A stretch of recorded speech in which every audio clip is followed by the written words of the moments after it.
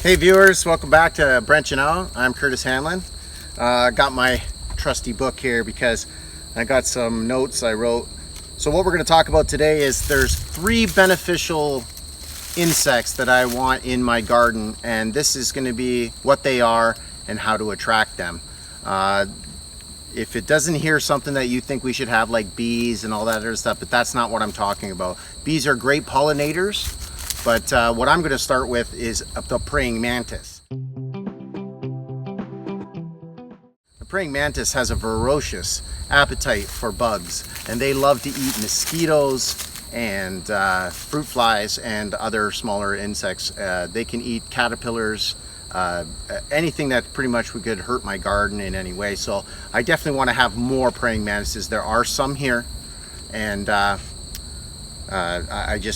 like them. They're a nice looking little thing, and they hide very well so you can't see them. Now, one thing you're going to want to know is they love to take control of the insects that may do harm to your garden or your forest or your food forest or any of your crops for that matter. Yeah, they can bite.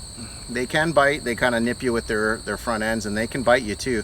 Now, they're non-venomous, but it can become a little irritated or itchy if you do get bit by them. They are the only insect that can actually turn its head 180 degrees. So I can look right around, making sure nobody else is trying to snag them instead of them doing the snagging or the hunting. So, and how you attract them is anything in the rose family or the raspberry family. Those are good ones. One of the best ones they say to use is Joe Pieweed, right here.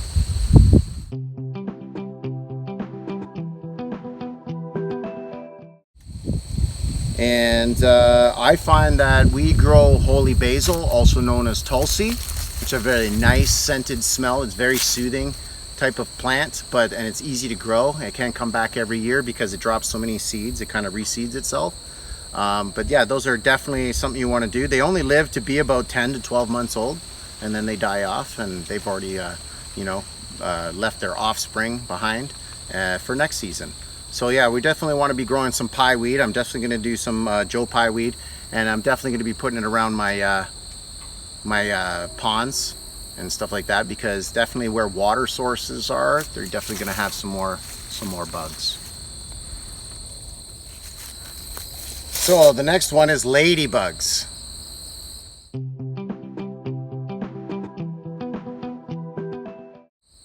Everybody knows what a ladybug is, and if you blow them off your finger, you can make a wish.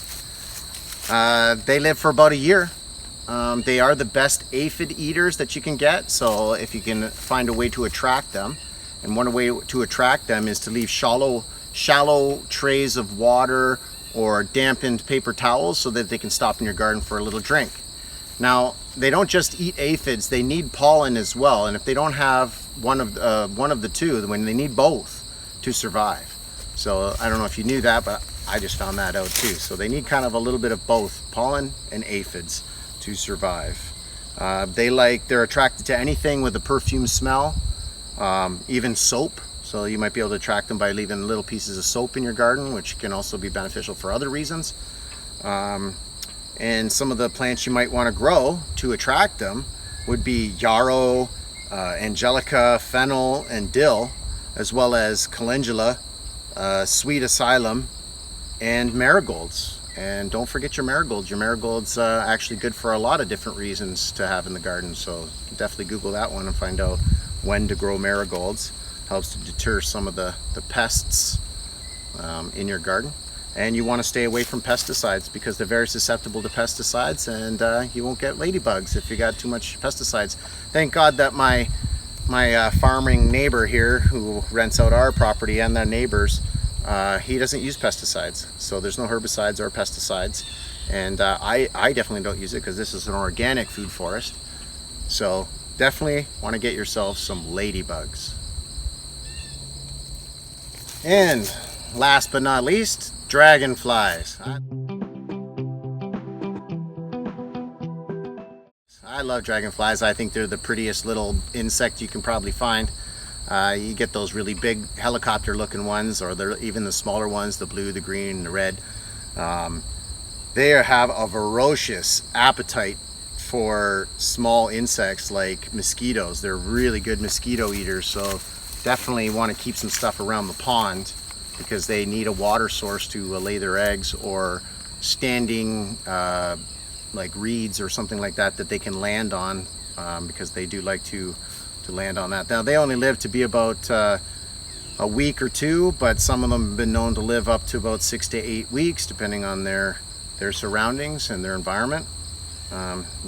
Again, they eat flies, fruit flies, mosquitoes mostly, and they're attracted to small ponds and water plants. So I got lilies and